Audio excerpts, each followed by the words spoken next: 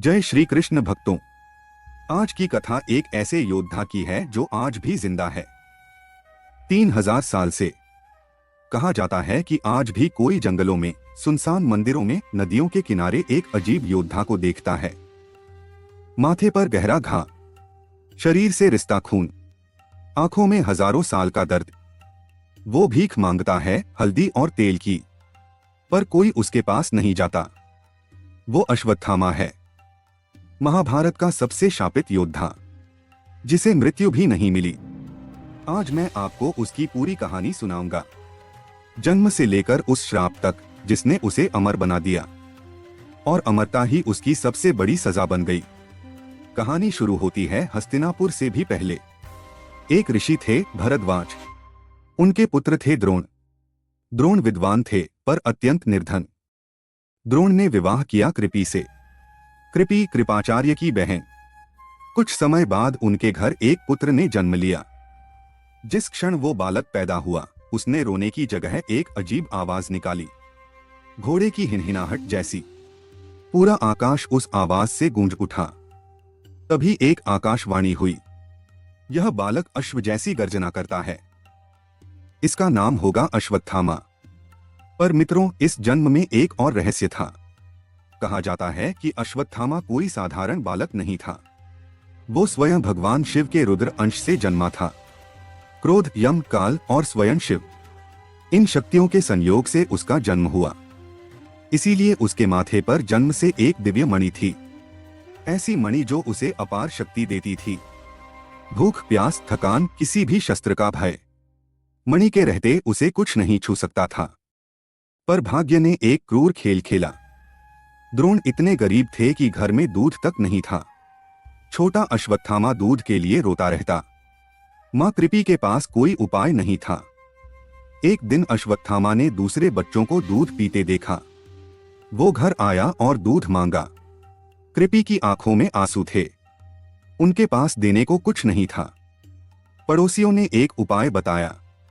उन्होंने आटे को पानी में घोलकर सफेद घोल बनाया और बालक अश्वत्थामा को दिया, यह कहकर कि यही दूध है। अश्वत्थामा वो घोल पी गया और खुशी से नाचने लगा, चिल्लाने लगा, मैंने दूध पी लिया, मैंने दूध पी लिया। पर आसपास के बच्चे हंस पड़े। उन्होंने कहा, मूर्ख, यह दूध नहीं, आटे का पानी है, तुमने कभी असली दूध नहीं पिया। उस दिन छोटे अश्वत्थामा का हृदय टूट गया। वो अपमान, वो दर्द उसके मन में एक गहरा घाव बन गया, ऐसा घाव जो जीवन भर नहीं भरा। द्रोण ने उसी दिन प्रतिज्ञा की, मैं अपने पुत्र को वो जीवन दूंगा जो उसे मिलना चाहिए। और इसी प्रतिज्ञा ने द्रोण को हस्तिनापुर पहुंचाया। द्रोण हस्तिनापुर के राजगुरु बने। पांडवों और कौरवों को शस्त्र विद्या सिखाई। अश्वत्थामा भी उन्हीं के साथ बड़ा हुआ। महान योद्धाओं के बीच अश्वत्थामा ने अपने पिता से सब सीखा, धनुर्विद्या, दिव्य अस्त्र, ब्रह्मास्त्र भी। वो अर्जुन के समकक्ष योद्धा बन गया, कुछ मायनों में उससे भी आगे। पर उसके मन में वो बचपन का घाव अब भी था, गरीबी का अपमान, दूध के लिए तरसना। यह दर्द उसे अंदर ही अंदर खाता रहा। और भाग्य ने उसके लिए एक ऐसा रास्ता चुना था जहां यह दर्द क्रोध बनेगा, और क्रोध महाभारत का सबसे काला अध्याय लिखेगा। अश्वत्थामा को नहीं पता था कि उसके पिता की मृत्यु एक छल से होगी। उसे नहीं पता था कि वो एक रात पूरे शिविर को जला देगा। और उसे यह भी नहीं पता था कि स्वयं श्री कृष्ण उसे एक ऐसा श्राप देंगे जो 3000 साल तक चलेगा। वो दिव्य मणि जो उसका सबसे बड़ा वरदान थी, वही उसका सबसे बड़ा श्राप बनने वाली थी। अश्वत्थामा की कहानी यहां से शुरू होती है। जय श्री कृष्ण। मित्रों, अब आती है वो घटना जिसने अश्वत्थामा को योद्धा से राक्षस बना दिया। एक झूठ, सिर्फ एक झूठ। कुरुक्षेत्र का युद्ध चल रहा था। 13वां दिन बीत चुका था और कौरव सेना के सेनापति थे गुरु द्रोणाचार्य, अश्वत्थामा के पिता। द्रोण रणभूमि में अजेय थे, उनके सामने कोई नहीं टिकता था। पांडव सेना का संहार हो रहा था। एक दिन में उन्होंने हजारों योद्धा मार गिराए। पांडव घबरा गए। उन्हें समझ आ गया कि जब तक द्रोण के हाथ में धनुष है, जीत असंभव है। तब श्री कृष्ण ने एक उपाय सोचा, एक ऐसा उपाय जो धर्म और अधर्म की सीमा पर खड़ा था। कृष्ण बोले, द्रोण को शस्त्र तभी छोड़ेंगे जब उन्हें लगे कि उनका पुत्र अश्वत्थामा मारा गया। यही एक रास्ता है। पर अश्वत्थामा तो अमर जैसा था, उसे मारना असंभव था। तो क्या किया जाए? भीम ने एक उपाय निकाला। युद्धभूमि में एक हाथी था जिसका नाम था अश्वत्थामा। भीम ने अपनी गदा से उस हाथी को मार डाला। फिर भीम जोर से चिल्लाया, अश्वत्थामा मारा गया, अश्वत्थामा मारा गया। द्रोण ने यह सुना, पर उन्हें विश्वास नहीं हुआ। वो जानते थे उनका पुत्र साधारण नहीं है। द्रोण रुके। उन्होंने सोचा, इस संसार में केवल एक व्यक्ति है जो कभी झूठ नहीं बोलता, युधिष्ठिर। धर्मराज, मैं उसी से पूछूंगा। द्रोण युधिष्ठिर के पास गए। पूछा, क्या यह सच है? क्या मेरा पुत्र अश्वत्थामा मारा गया? युधिष्ठिर के सामने धर्म संकट था। वो झूठ नहीं बोल सकते थे, पर सच बोलते तो द्रोण लड़ते रहते। कृष्ण ने युधिष्ठिर को इशारा किया और युधिष्ठिर ने वो वाक्य कहा जो महाभारत का सबसे विवादित अर्धसत्य बन गया। युधिष्ठिर बोले, अश्वत्थामा हतः है। फिर धीरे से कहा, नरो वा कुंजरो वा, अर्थात अश्वत्थामा मारा गया, पर मनुष्य या हाथी यह मैं नहीं जानता। पर कृष्ण ने उसी क्षण जोर से शंख बजा दिया। शंख की ध्वनि में युधिष्ठिर का दूसरा वाक्य दब गया। द्रोण ने केवल पहला भाग सुना, अश्वत्थामा मारा गया। द्रोण का हृदय टूट गया। उनका एकमात्र पुत्र, जिसके लिए उन्होंने सब कुछ किया, वो अब नहीं रहा। द्रोण ने अपना धनुष नीचे रख दिया, सारे दिव्य अस्त्र त्याग दिए। वो रथ पर बैठ गए, आंखें बंद कर लीं और ध्यान में लीन हो गए, आत्मा को परमात्मा में मिलाने। यही वो क्षण था जिसका पांडव इंतजार कर रहे थे। द्रौपदी का भाई धृष्टद्युम्न आगे आया, वही धृष्टद्युम्न जो द्रोण को मारने के लिए ही जन्मा था। उसने तलवार उठाई। निहत्थे द्रोण, ध्यान में बैठे द्रोण का सिर धड़ से अलग कर दिया गया। एक महान गुरु की छल से निर्मम हत्या। उधर अश्वत्थामा युद्धभूमि के दूसरे छोर पर लड़ रहा रहा। उसे जब यह समाचार मिला तो उसका पूरा संसार रुक गया। मेरे पिता निहत्थे मारे गए, छल से। ध्यान में बैठे हुए अश्वत्थामा के भीतर कुछ टूट गया। बचपन का वो पुराना घाव, वो अपमान, और अब पिता की निर्मम हत्या। सब क्रोध बनकर फूट पड़ा। उसकी आंखें लाल हो गईं, शरीर कांपने लगा। उसने आकाश की ओर देखकर प्रतिज्ञा की, आज मैं नारायणास्त्र चलाऊंगा, पांडव सेना का नामो निशान मिटा दूंगा। नारायणास्त्र स्वयं भगवान विष्णु का अस्त्र, जिसके सामने जितना लड़ो वो उतना ही शक्तिशाली होता है। पूरी पांडव सेना उसकी चपेट में आ गई। विनाश शुरू हो गया। हर ओर आग, हर ओर मृत्यु। तभी श्री कृष्ण ने एक रहस्य बताया। उन्होंने कहा, सब लोग अपने शस्त्र फेंक दो, रथ से उतर जाओ। नारायणास्त्र के सामने जो निहत्था और विनम्र हो जाता है, उस पर अस्त्र वार नहीं करता। सबने आज्ञा मानी, शस्त्र फेंक दिए। केवल भीम नहीं रुका, वो लड़ता रहा। नारायणास्त्र पूरी शक्ति से उस पर टूट पड़ा। कृष्ण और अर्जुन ने जबरदस्ती भीम को निहत्था किया। तब जाकर अस्त्र शांत हुआ। अश्वत्थामा हैरान रह गया। उसका सबसे बड़ा अस्त्र भी विफल हो गया कृष्ण की चतुराई के सामने। पर अश्वत्थामा का क्रोध शांत नहीं हुआ था। वो और भड़क उठा था। उसने मन में ठान लिया, अब छल का जवाब छल से दूंगा। और वो रात आने वाली थी जो महाभारत का सबसे काला अध्याय बनेगी। जय श्री कृष्ण। मित्रों, अब आता है महाभारत का सबसे क्रूर, सबसे काला अध्याय, जो रात के अंधेरे में हुआ, जिसे सुनकर आज भी रूह कांप जाती है। युद्ध का 18वां दिन समाप्त हो चुका था। कौरव सेना नष्ट हो गई थी। दुर्योधन भी पराजित था। भीम ने उसकी जांघ तोड़ दी थी। वो मृत्यु की प्रतीक्षा में युद्ध भूमि में पड़ा था। उस रात केवल 3 योद्धा बचे थे कौरवों की ओर से, अश्वत्थामा, कृपाचार्य और कृतवर्मा। ये तीनों घायल दुर्योधन के पास पहुंचे। अश्वत्थामा ने अपने राजा, अपने मित्र की यह दशा देखी। उसका क्रोध और भड़क उठा।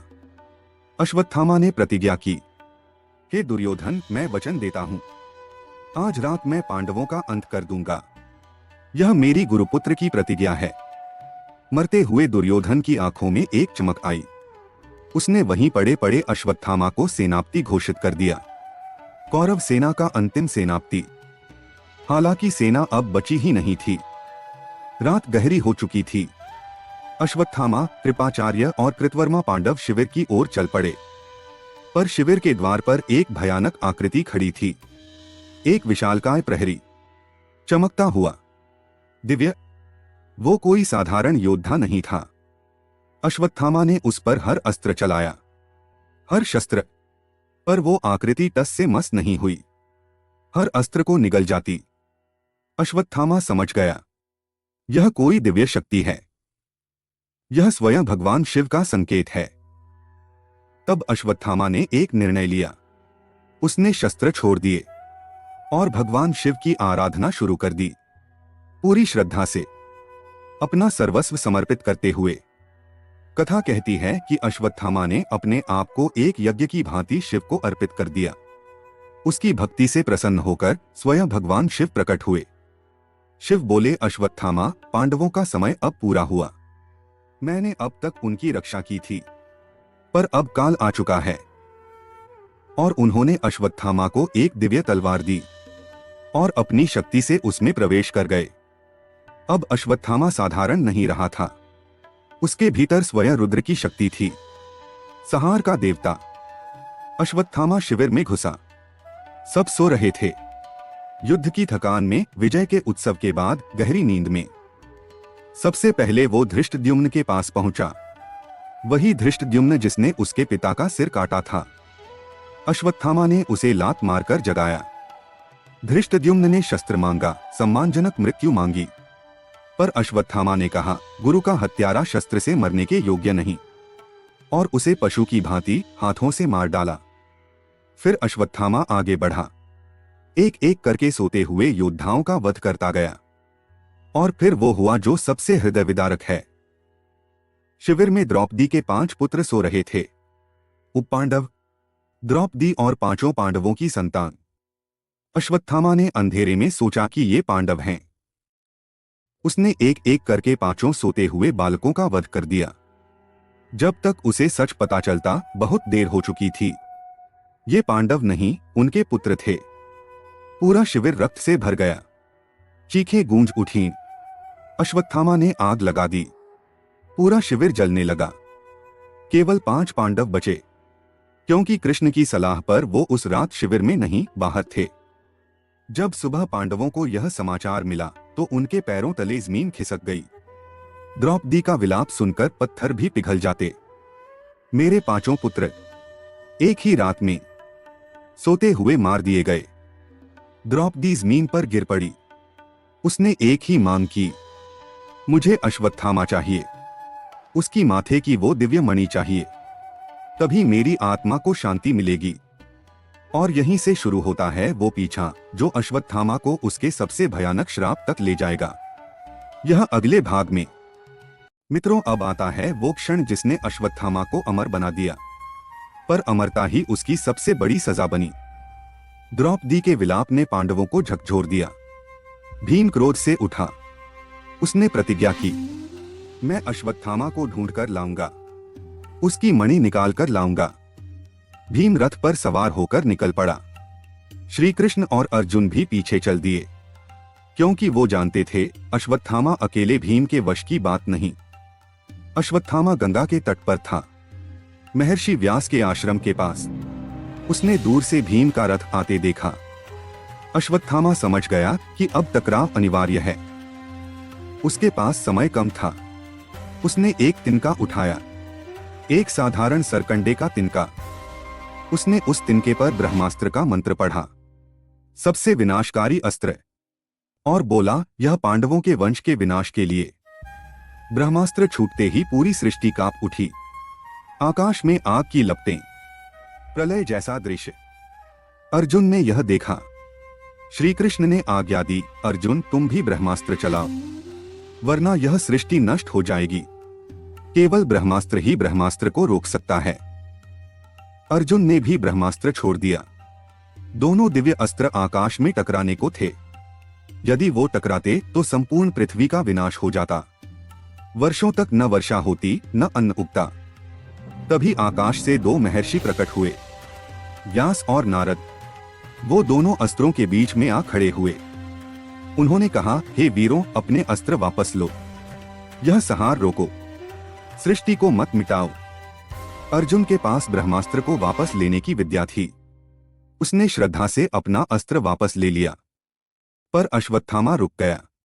उसका मुख पीला पड़ गया, क्योंकि उसे अस्त्र चलाना तो आता था पर वापस लेना नहीं। उसकी विद्या अधूरी थी।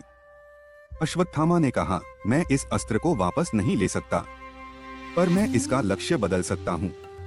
और फिर उसने वो किया जो सबसे नीच कर्म था। उसने ब्रह्मास्त्र का मुख मोड़ दिया। पांडवों की एकमात्र बची हुई वंश रेखा की ओर। उत्तरा, अभिमन्यु की पत्नी, जो गर्भवती थी, उसके गर्भ में पल रहा था पांडव वंश का अंतिम दीपक, आने वाला राजा परीक्षित। अश्वत्थामा बोला, इस वंश का नाश होगा। पांडवों का कोई वंशज जीवित नहीं बचेगा। ब्रह्मास्त्र उत्तरा के गर्भ की ओर बढ़ा।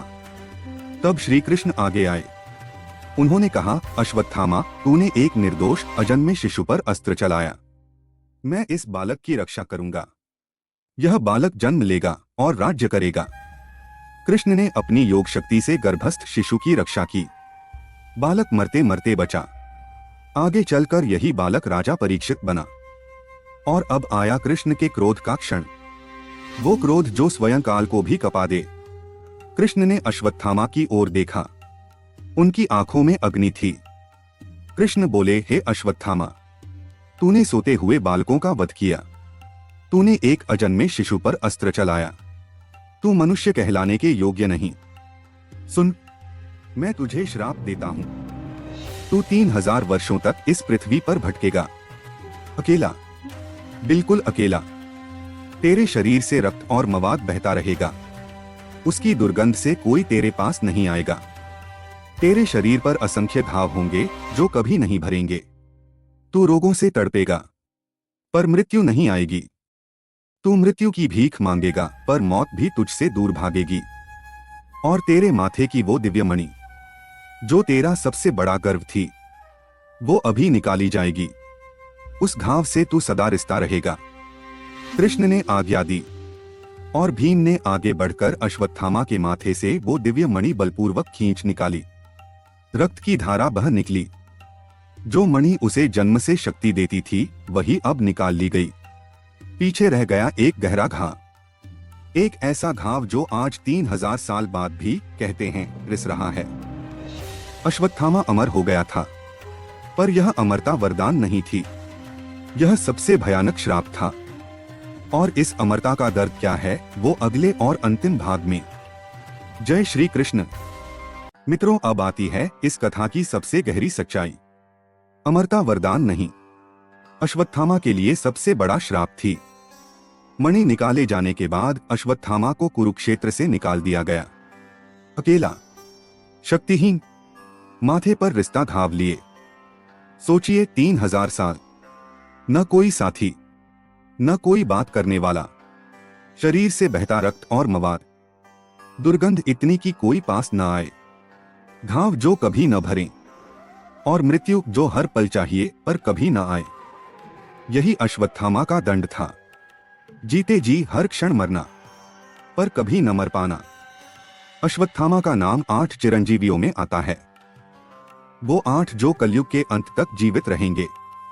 अश्वत्थामा, राजा बलि, व्यास, हनुमान, विभीषण, कृपाचार्य, परशुराम और मार्कंडेय। पर इन सब में अश्वत्थामा अकेला है जिसकी अमरता श्राप है। बाकी सबकी अमरता या तो वरदान है या किसी उद्देश्य के लिए। केवल अश्वत्थामा भटकता है बिना किसी आशा के।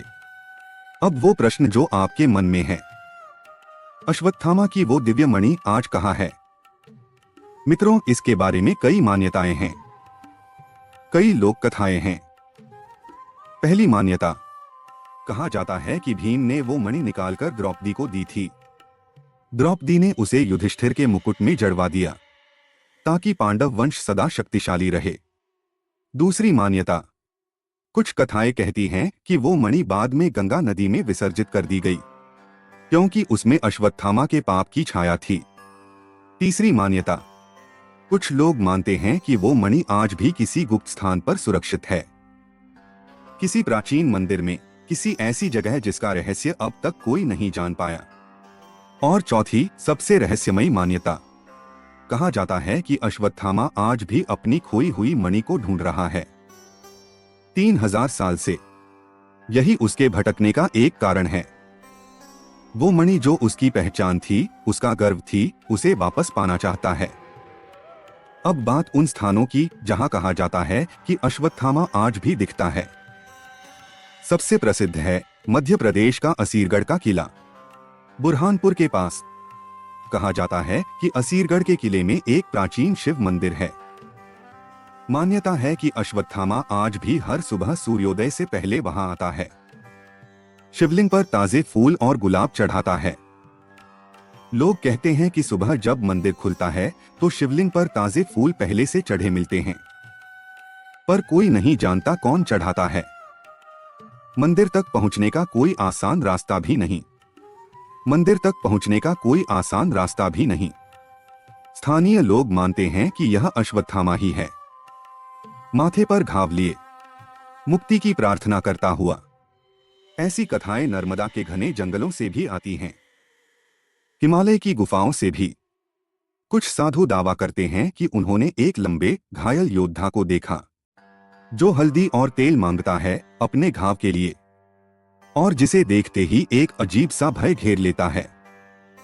मित्रों, ये कथाएं सत्य हैं या आस्था, यह आप पर छोड़ता हूं, पर इतना निश्चित है अश्वत्थामा का चरित्र हमें बहुत कुछ सिखाता है। कुछ मान्यताएं कहती हैं कि जब कलयुग का अंत होगा, जब भगवान कल की अवतार लेंगे, तब अश्वत्थामा को उस अंतिम युद्ध में भूमिका मिलेगी और तभी हजारों साल बाद उसे उसके पापों से मुक्ति मिलेगी। अब इस कथा से 3 गहरी सीखें। पहली सीख, क्रोध सबसे बड़ा शत्रु है। अश्वत्थामा महान योद्धा था, ज्ञानी था, शिव का अंश था, पर एक क्षण के क्रोध ने उसका सब कुछ नष्ट कर दिया। क्रोध में लिया गया निर्णय जीवन भर का पछतावा बन जाता है। दूसरी सीख, बदला कभी शांति नहीं देता। अश्वत्थामा ने पिता की मृत्यु का बदला लिया, पर उस बदले ने उसे शांति नहीं, अनंत पीड़ा दी। प्रतिशोध की आग पहले उसी को जलाती है जो उसे थामता है। तीसरी और सबसे बड़ी सीख, लंबा जीवन नहीं, अच्छा जीवन महत्वपूर्ण है। अश्वत्थामा अमर है, पर उसका जीवन एक श्राप है। वहीं कर्ण, अभिमन्यु छोटा जीवन जिए पर सम्मान से। याद रखिए, कितने साल जिए यह मायने नहीं रखता, कैसे जिए यह मायने रखता है। मित्रों, यह थी अश्वत्थामा की अनसुनी कथा, जन्म के रहस्य से 3000 साल के भटकाव तक। अगर यह कथा आपको पसंद आई हो तो चैनल को सब्सक्राइब करना न भूलें। घंटी का बटन जरूर दबाएं ताकि महाभारत के ऐसे अनसुने रहस्य आप तक पहुंचते रहें। कमेंट में बताइए, क्या आप मानते हैं कि अश्वत्थामा आज भी जीवित है? और कौन सी मणि वाली मान्यता आपको सबसे रोचक लगी?